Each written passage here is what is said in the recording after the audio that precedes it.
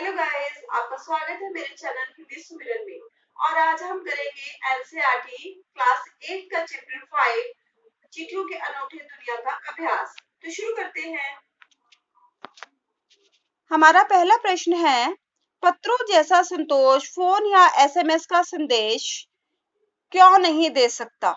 तो इसमें आपने बताना है कि पत्रों जैसा संतोष फोन या एसएमएस का संदेश नहीं दे सकते, क्योंकि पत्रों में क्या है, हम अपने मन के भावों को खुलकर अभिव्यक्त कर सकते हैं, जबकि एसएमएस को सीमित शब्दों में, कम शब्दों में लिखना पड़ता है। इतने लंबे लंबे हम एसएमएस तो नहीं लिख सकते, इसलिए इनमें भावों को खुलकर व्यक्त नहीं कर सकते हैं। एसएमएस को हमेशा संभाल कर भी नहीं रख सकते हैं, इसलिए जो है पत्रों जैसा संतोष फोन या एसएमएस के संदेश हमें नहीं दे सकती। फोन पर भी हम जो बातचीत करते हैं वो भूल जाते हैं थोड़े समय के बाद। तो प्रश्न नंबर 2 है, पत्रों को खत, कागज, उत्तरम, जाबू, लेख, कागज, पाती, चिट्ठी इत्यादि कहा जाता है। इन शब्दों से संबंधित भाषाओं के नाम लिखिए। तो मैंने संबंधित नाम लिख दिए हैं। खत को कहते हैं उर्दू में, कागज जो है पत्र को कहते हैं कन्नड़ में, जाबू और लेख कहते हैं तेलुगु में, कागज कहते हैं तमिल भाषा में, पाती और चिट्ठी कहते हैं हिंदी भाषा में, और पत्र कहते हैं संस्कृत भाषा में। चलते हैं नेक्स्ट क्वेश्चन पर। पत्र लेखन की कला के विकास के लिए क्या क्या प्रयास हुए। अब क्या है, पत्र लेखन की कला के विकास के लिए निम्नलिखित प्रयास हुए हैं। पहला तो हो जाएगा, पत्र संस्कृति विकसित करने के लिए स्कूली पाठ्यक्रमों में पत्र लेखन का विषय शामिल किया गया है, कि स्कूल के पाठ्यक्रम में पत्र लेखन को डाल दिया गया। दूसरा आता है, विश्व डाक संघ की ओर से 16 वर्ष से कम आयु वर्ग के बच्चों के लिए पत्र लेखन प्रतियोगिताओं का सिलसिला 1972 ईस्वी से शुरू कर दिया गया। दो काम किए गए कि पाठ्यक्रम में पत्र लेखन का विषय लगाया गया, और दूसरा 16 वर्ष से कम आयु वर्ग के लोगों के लिए, बच्चों के लिए पत्र लेखन प्रतियोगिताएं आयोजित की गई। चलिए आगे चलते हैं। पत्र धरोहर हो सकते हैं, लेकिन एसएमएस क्यों नहीं। तर्क सहित उत्तर दीजिए। तो सबसे पहले धरोहर ऐसी चीज होती है, ऐसी अमूल्य चीज होती है जिसको हम अपने पास संभाल कर रख सकते हैं। पत्र क्या है, हमें प्रेरणा देते हैं, तथा लिखित रूप में होने के कारण हम पत्रों को सहेज कर और संभाल कर भी रख सकते हैं। ठीक है ना, इसलिए पत्र धरोहर हो सकते हैं, लेकिन हमें एसएमएस के संदेशों को फोन से हटाना ही पड़ता है। लोग जल्दी ही उसको भूल जाते हैं, थोड़ा टाइम एंजॉय करते हैं, फिर हटा देते हैं, भूल जाते हैं।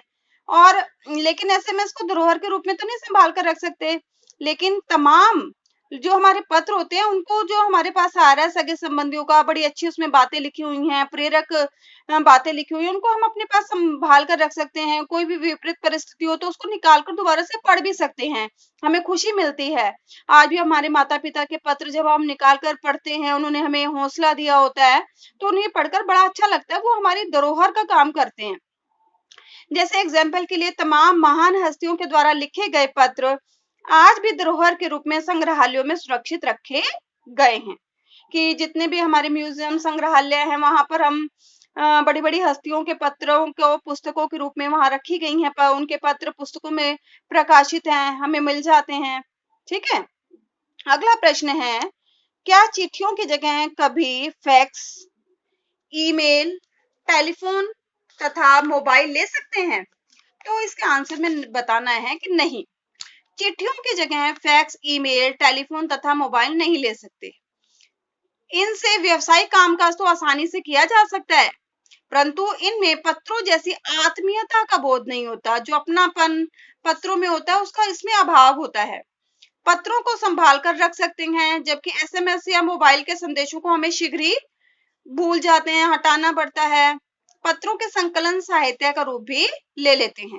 ठीक है, जो पत्र हैं वो साहित्य का काम भी करते हैं।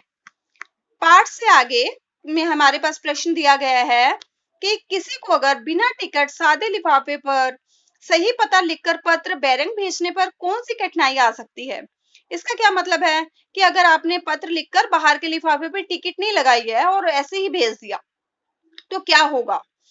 सही पता लिखने पर पत्र अपने ठिकाने पर तो पहुंच जाएगा, क्योंकि आपने एड्रेस तो लिखा है लेकिन टिकट नहीं लगाया, पर संबंधित व्यक्ति को वो पत्र तभी मिलेगा जब आप डाक टिकट तथा जुर्माने के पैसे को भुगतान कर दोगे। अतः लिफाफे पर उचित डाक टिकट लगाना बहुत जरूरी होता है, तभी पत्र पहुंच सकता है। ठीक है, नहीं तो जिसको आपने पत्र लिखा है उससे जुर्माना लिया जाता है। नेक्स्ट प्रश्न है, पिन कोड भी संख्याओं में लिखा गया एक पता है कैसे? आपने पिन कोड तो सुना होगा, जैसे चंडीगढ़ का है 160036, लास्ट में अलग अलग सेक्टर के हिसाब से हो जाता है। तो पिन कोड से उस क्षेत्र का पता चल जाता है जहां पत्र भेजा गया है। पहले अंकों में शहर, फिर उस क्षेत्र या कॉलोनी का पता होता है, जैसे कि 110059 पिन कोड है।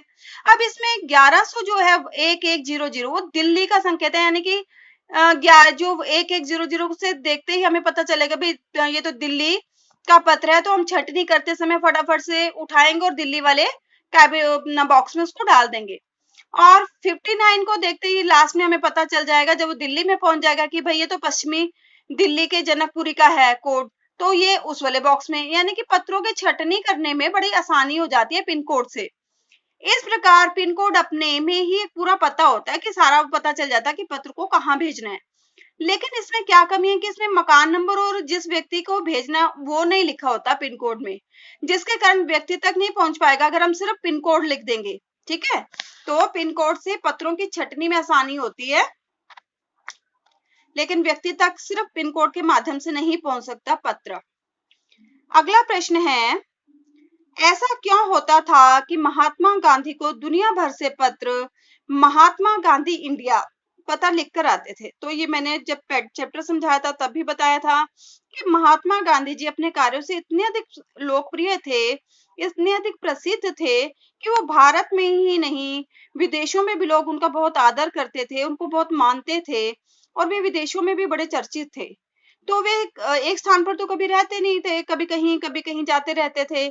तो केवल उनके पत्र पर महात्मा गांधी इंडिया लिख दिया जाता था, और वे पत्र गांधी जी जहां भी होते थे वहीं पर पहुंच जाते थे।